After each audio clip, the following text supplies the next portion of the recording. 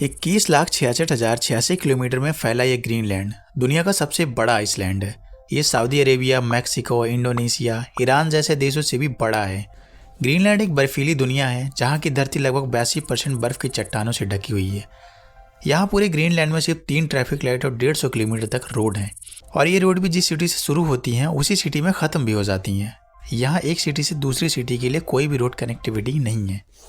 Geography के हिसाब से ग्रीनलैंड नॉर्थ अमेरिका का पार्ट है, लेकिन पॉलिटिकली ये किंगडम ऑफ डेनमार्क का पार्ट है, और ग्रीनलैंड साइज में डेनमार्क से लगभग 50 गुना ज़्यादा बड़ा है।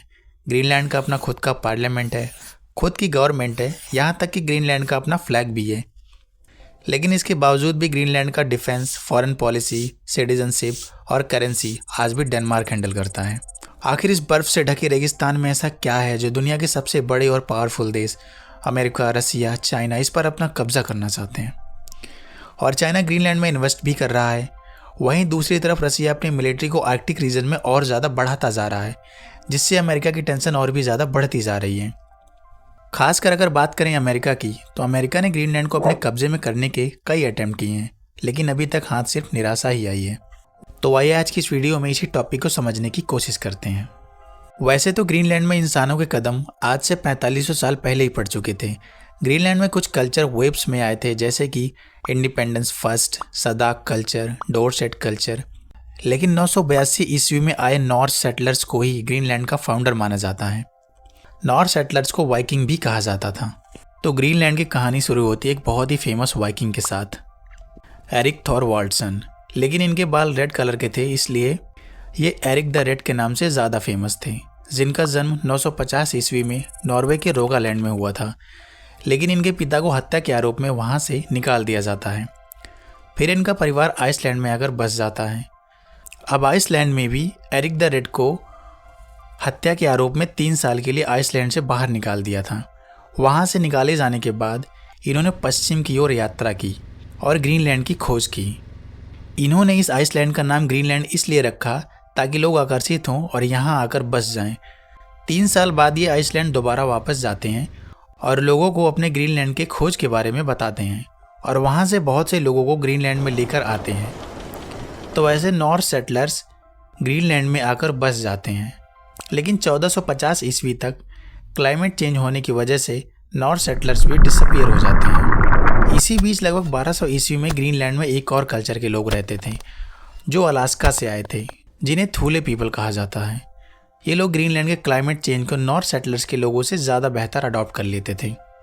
और आज जो ग्रीनलैंड में लोग रहते हैं, जिन्हें इन्नूट कहा जाता है, थूले पीपल इन्हीं के एंसेस्टर हैं। यानी ये कहा जा सकता है कि थूले पीपल के लोग आज भी ग्रीनलैंड में रहते हैं। तो चलिए थोड़ा ये भी जानते हैं कि ग्रीनलैंड डेनमार्क का पार्ट कैसे बना। तो पहले नॉर्वे और डेनमार्क एक ही यूनियन हुआ करते थे, और ग्रीनलैंड को नॉर्स के लोगों ने बसाया था, तो ग्रीनलैंड नॉर्वे का पार्ट हुआ करता था।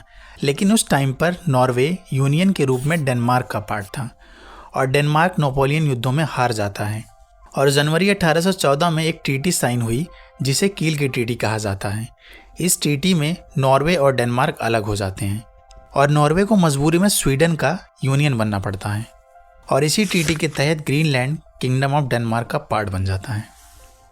ग्रीनलैंड दुनिया का सबसे बड़ा आइसलैंड होने के बावजूद भी यहाँ की पॉपुलेशन सिर्फ 57,000 के आसपास ही है, और ग्रीनलैंड की राजधानी नूक है।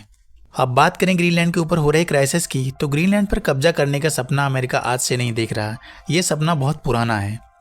पहली बार सेक्रेटरी विलियम एच सीवार्ड ने ग्रीनलैंड को खरीदने का सुझाव दिया था, लेकिन कुछ समय पहले ही अमेरिका ने रसिया से $7.2 मिलियन में अलास्का खरीद लिया था। अलास्का की डील भी विलियम सीवार्ड ने ही की थी, और उस टाइम पे अलास्का के खरीदने का जश्न भी मनाया जा रहा था। अलास्का और ग्रीनलैंड दोनों ही कोल्ड टेरिटरीज हैं, इसलिए उस समय अमेरिका ने ग्रीनलैंड पर उतना फोकस नहीं किया। और दूसरी बार 1910 में अमेरिका ने ग्रीनलैंड को 3-वे लैंड स्वैप के जरिए लेने का प्रयास किया था, लेकिन ये एक तरीके का ट्रेड था जिस पर उतना फोकस नहीं किया गया, और ये थोड़ा कॉम्प्लिकेटेड भी था।